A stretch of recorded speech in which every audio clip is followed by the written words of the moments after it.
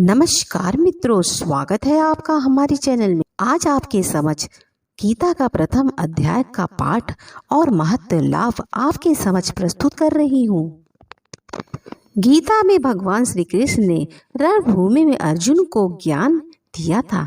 वह गीता में बताया गया है। गीता के कुल 18 अध्याय हैं और उन सभी का अपना अलग अलग महत्व है। आइए जानते हैं गीता के पहले अध्याय का महत्व।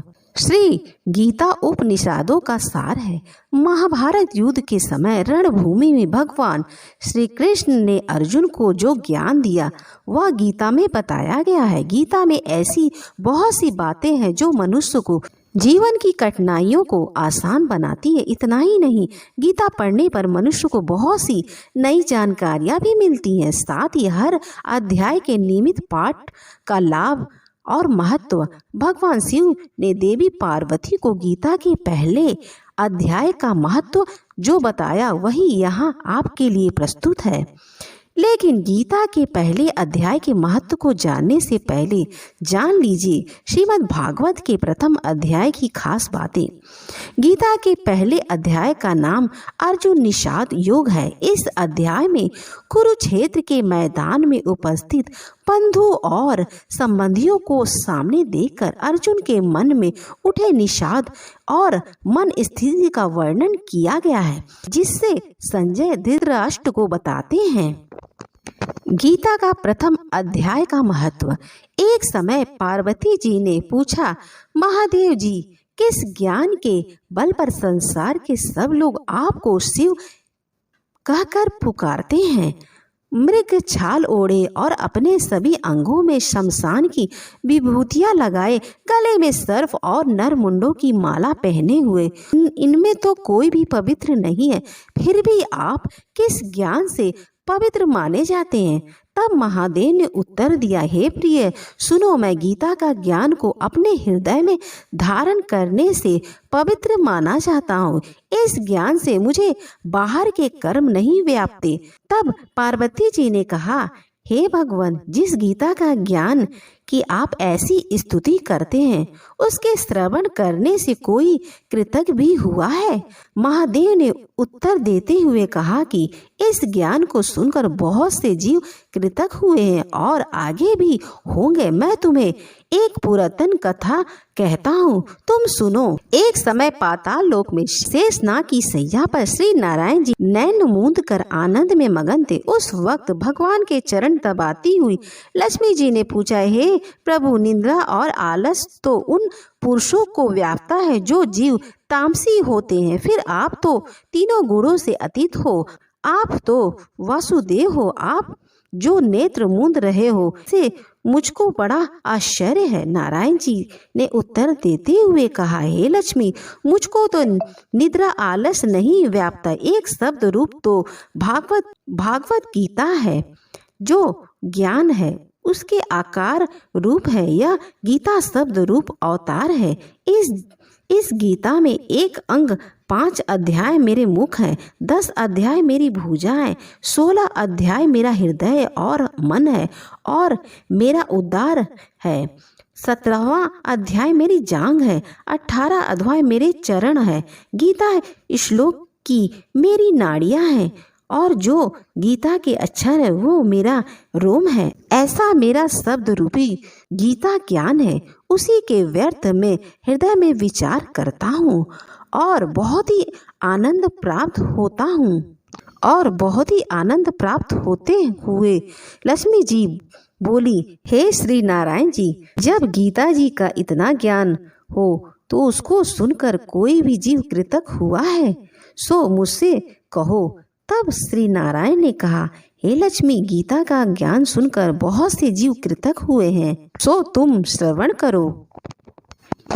एक व्यक्ति था जो चंडालों के कर्म करता था और तेल नामक का व्यापार करता।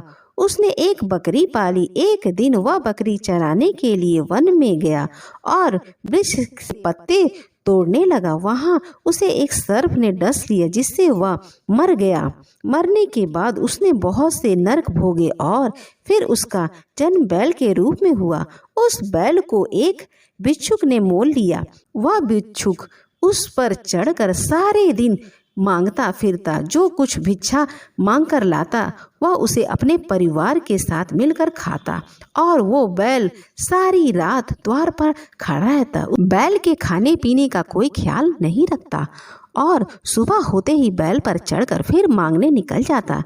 जब बहुत दिन हो गए तो वह बैल भूख से गिर गया, लेकिन उसके प्राण नहीं निकल रहे थे। नगर के लोगों ने देखा और उस बैल को कोई तीर्थ का फल दे तो कोई व्रत का फल दे रहा था।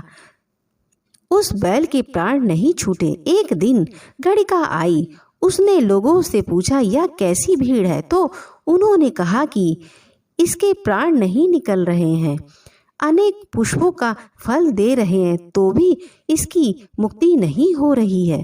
तब गड़िका ने कहा कि मैंने जो कर्म किया है उसका फल मैंने इस बैल को दिया। इतना कहते ही बैल की मुक्ति हो गई। तब बैल ने एक ब्राह्मण के घर में जन्म लिया। पिता ने उसका नाम सुशर्मा रखा। उसके पिता ने उसे पढ़ाया लिखाया, उसको अपने पूर्व जन्म की सुध दी। उसने एक दिन मन में विचार किया, जिस गड़िका ने मुझे बैल की योनि से छुड़ाया था उसका दर्शन करूं। विप्र चलते चलते गड़िका के घर गया। गड़िका के घर गया और कहा, आप मुझे पहचानती हैं? गड़िका ने कहा, मैं नहीं पहचानती, तुम कौन हो? तब उसने कहा कि मैं वही बैल हूँ जिसने आपने अपने पुष्प दिए थे। तब मैं बैल की योनि से छूटा, अब मैं विप्र के घर जन्मा हूँ, आप अपना पुष्प बताएं। गड़िका ने कहा कि मैंने अपने जाने पुष्प नहीं किया, परंतु मेरे घर एक तोता था, वह रोज सवेरे कुछ पढ़ता, मैं उसका वाक्य सुनती हूँ। उस वाक्य का पुष्प का फल मैंने तुम्हें दिया था। विप्र ने तोते से पूछा कि तुम सवेरे क्या पढ़ते है? तोते ने कहा कि मैं पिछले जन्म में विप्र का पुत्र था। मेरे पिता ने मुझे गीता के पहले अध्याय का पाठ सुनाया करते थे। एक दिन मैंने गुरु से कहा कि मुझको आपने क्या पढ़ाया? तब गुरुजी ने मुझे श्राप दे दिया कि तू तोता बन जा। इसके बाद मैं तोता बन गया। एक दिन बहेलिया मुझे पकड़ के ले आई और एक विप्र ने मुझे मोल लिया। यह विप्र भी अपने पुत्र को गीता का पाठ सिखाता था। तब मैंने भी यह पाठ सीख लिया। उसी दिन विप्र के घर में चोर घुस आए। उन्हें धन तो नहीं प्राप्त हुआ, लेकिन वह मेरा पिंजरा उठा ले गए। उसकी यह गड़िका मित्र थी, वह मुझे उसके पास ले आए। सो मैं नित्य प्राय गीता जी के पहले अध्याय का पाठ करता हूँ, जिससे यह गड़िका सुनती है। इस गड़िका को समझ में नहीं आता, जो मैं पढ़ता हूँ वही गड़िका इस गड़िका ने तेरे निमित्त किया था। वह श्री गीता जी के पहले अध्याय का फल था। इस विप्र ने कहा कि हे तोते, तू भी विप्र है, मेरे आशीर्वाद से तेरा कल्याण हो। सो हे लक्ष्मी। विप्र के इतना कहते ही वह तोते बुरे कर्म छोड़कर भले कर्म ग्रहण किए और नित्य स्नान करके गीता जी के प्रथम अध्याय का पाठ करना शुरू कर दिया, जिससे उसकी मुक्ति हो गई।